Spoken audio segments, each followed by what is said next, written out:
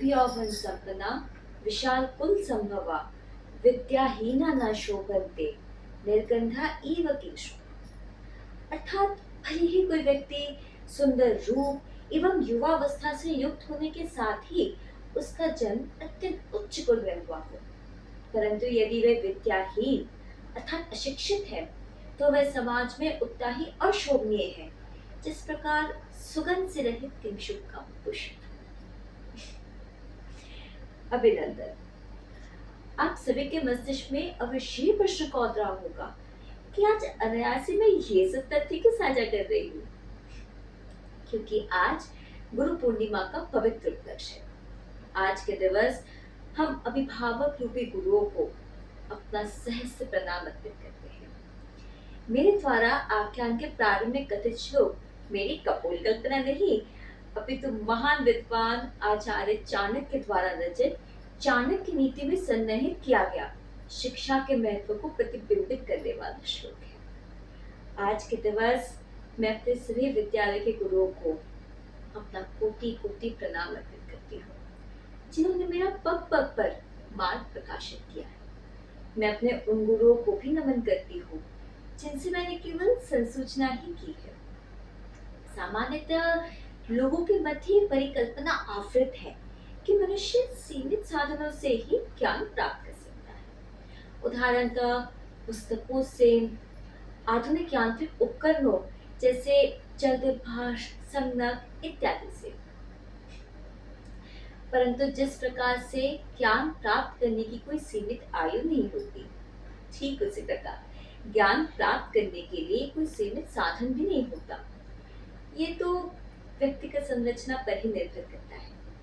यदि मनुष्य चाहे तो दार्शनिक दृष्टिकोण से प्रकृति से भी ज्ञान प्राप्त कर सकता है, क्योंकि प्रकृति में सर्वत्र ज्ञान संलिप्त होता है। मैंने भी यत्र तत्र सर्वत्र अर्थात प्रकृति से भी अनेक ज्ञान अर्जित किया है, परंतु आपको तो विदित ही होगा कि मुझे जीवन के आधारभूत मूल्यों से अवगत कराने में किसी पुस्तक का नहीं, अभी तक धारावाहिक का प्रमुखतम योगदान है। वो धारावाहिक और कोई नहीं, अभी तो कौंडिल्य उत्पादन गृह द्वारा निर्मित तेनालीरामा धारावाहिक है, जिससे मैंने हिंदी, संस्कृत एवं वेद शास्त्र का गूढ़ ज्ञान अर्जित किया है। अतः मैं तेनालीरामा धारावाहिक के समस्त समूह को अपना सहस्त्र प्रणाम अर्पित करती हूँ। आज मैं अपने इस आख्यान के माध्यम से मेरे जीवन के प्रारंभिक वर्षों में मेरे द्वारा हिंदी की शिक्षा प्राप्त करने की प्रक्रिया पर तनिक प्रकाश डालती हूँ। वैसे मेरी मातृभाषा बंगाली है। जब मैं 4 वर्ष की थी तब मैं हिंदी में तनिक भी संसूचना नहीं कर पाती थी, विशेष रूप से विद्यालय में जहाँ पर मैं बंगला ही बोला करती थी। परंतु उस समय में भी मेरे विद्यालय के गुरुओं ने मेरा पूर्ण सहयोग किया था।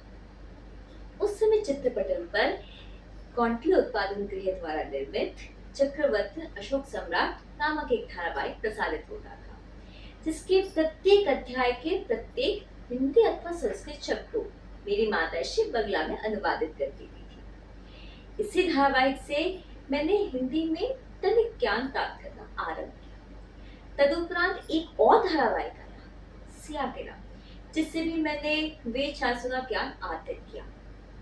परंतु इन दोनों धारावाहिकों को देखने के पश्चात भी मैं पूर्णतः हिंदी में संसूचना नहीं कर पाती थी, क्योंकि मुझे हिंदी के कुछ कुछ शब्दों का ज्ञान तो था, परंतु उन्हें वाक्य में प्रयोग करने का ज्ञान मुझे नहीं था।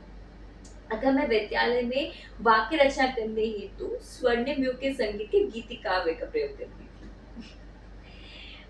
इसी वाक्य रचना का ज्ञान मैंने तेनालीरामा धारावाहिक से प्राप्त किया, जहाँ पर पूर्व उल्लेखित दोनों धारावाहिकों से अपेक्षाकृत वाक्य तो सरल होते थे, परंतु उन सरल वाक्यों में कुछ कुछ शब्द कठिन होते थे, जिनका अनुवादन मेरी माताश्री किया करती थी। इसी प्रक्रिया से क्रमशः मैंने न केवल हिंदी एवं संस्कृत का ज्ञान, अपितु हमारे सनातन धर्म के अनेक अज्ञात तथ्यों का ज्ञान भी अर्जित किया, जैसे 33 कोटि देवी देवता, सूर्य नमस्कार का महत्व, खंड का महत्व, नवरात्रि के पूजन का महत्व, त्रिदेवी का महत्व, 1 से 20 की संख्या में संसार का समावेश, इनके साथ ही अनेक दार्शनिक तथ्यों का ज्ञान इत्यादि।